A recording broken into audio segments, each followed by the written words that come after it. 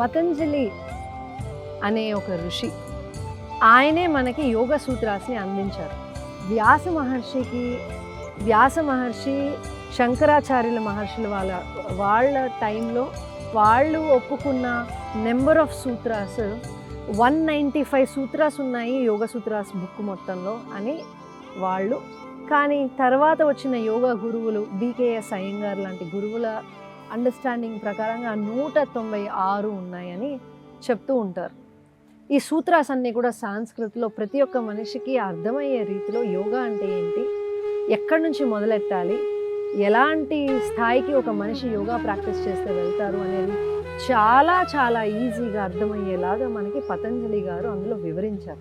పతంజలి యోగ sutras, ఆ సూత్రాసే మా నాలెడ్జ్కి basis. ఆ సూత్రాస్ నుంచి తీసుకున్న ప్రతి కాన్సెప్ట్నే అర్థం చేసుకొని మీ అందరికీ మేము అందజేయబోతున్నాం. నమస్కారం, నేను మీ శ్రీరమ మండవ. ఈరోజు కాన్సెప్ట్ పతంజలి యోగ సూత్రాస్. అసలు యోగా అంటే ఏంటి ఆయన మాటల్లో మనం ఇప్పుడు విన్నాం. యోగేన చిత్తస్య పదేన వాచాం మలం శరీరస్య చిరేచకేన యోపాకరోత్తం ప్రవృమునీనాం పతంజలిం ప్రాంజలిరానతోస్మి. The one who cleanses this mind through yoga, cleanses the speech through grammar, and cleanses this body through medicine. I bow down with my hands, joining my hands in the namaskaram to the greatest of all the sages, Patanjali. Patanjali యోగ సూత్రాన్ని శ్లోకం నేను చెప్పింది విన్నారు, దాని అర్థం ఏంటో కూడా ఇప్పుడు వినండి. ఎవరైతే ఈ మనసుని శుద్ధిపరచుకోవడానికి మనకి యోగాని అందించారో, వాక్కుని శుద్ధిపరచుకోవడానికి గ్రామర్ని ఇచ్చారు, శరీరాన్ని బలపరచుకోవడానికి వైద్యాన్ని ఇచ్చారు, ఈ మూడిటిని అందజేసిన ఓ మహర్షి పతంజలి, నీకు నా చేతులు జోడించి మరీ నమస్కరిస్తున్నాను అని దాని అర్థం. ఈ యోగ సూత్రాస్లో 4 చాప్టర్స్ ఉంటాయి. ఎలాగైతే మనం చదువుకున్న ఏ విద్య అయినా కూడా చాప్టర్స్ రూపంలో అందించారు ఈజీగా అర్థమవటానికి, యోగ సూత్రాస్ కూడా 4 చాప్టర్స్లో ఉన్నాయి. మొదటిది సమాధి పాద, రెండవది సాధన పాద, మూడవది విభూతి పాద, నాలుగవది కైవల్య పాద. ఇప్పుడు ఈరోజు మొదటి 2-3 మన సూత్రాలు సమాధి పాదలో నుంచి చూద్దాం. సమాధి పాద focuses on an equanimous mind, అంటే చలించని మనసు, నిశ్చలత్వం, కదలకుండా ప్రశాంతంగా ఉండగలిగే చిత్తము. చిత్తము అంటే మనసు ఆర్ మైండ్. మనసు అంటే హార్ట్ కాదు. ఇక్కడ ఈ కాంటెక్స్ట్లో మీరు ఏమని ఆలోచించాలంటే, మీ మనసు అంటే మీ ఆలోచన, మీ మెదడు ఎలా ఉంటుంది. ఇలాంటి మనసు రావాలి అంటే ఇలాంటి స్థితి మీరు పొందాలి అంటే మొదటి శ్లోకం ఏంటి? అండ్ నౌ ఈజ్ యోగా, అథ యోగానుశాసనం, అంటే now is the time for yoga.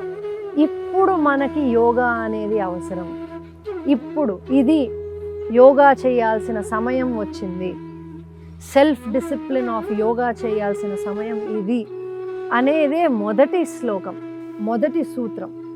ఇప్పుడు చాలామంది రేపు చేద్దాంలే, వచ్చే వారం చేద్దాంలే, సమ్మర్ హాలిడేస్ అయ్యాక చేద్దాంలే, లేదా నెక్స్ట్ ఇయర్ చేద్దాం, ఇలా పోస్ట్పోన్ చేసుకుంటూనే వెళ్తారు. యోగా సూత్రాస్ ప్రకారంగా మొదటి విజయం ఎక్కడ సాధిస్తారంటే, అనుకున్నట్టు ఇప్పుడు చేయగలిగితే అదే యోగా అంటే. సెల్ఫ్ డిసిప్లిన్ ఉండటమే యోగా అంటే. అథ యోగానుశాసనం, and now is the time for self discipline of yoga.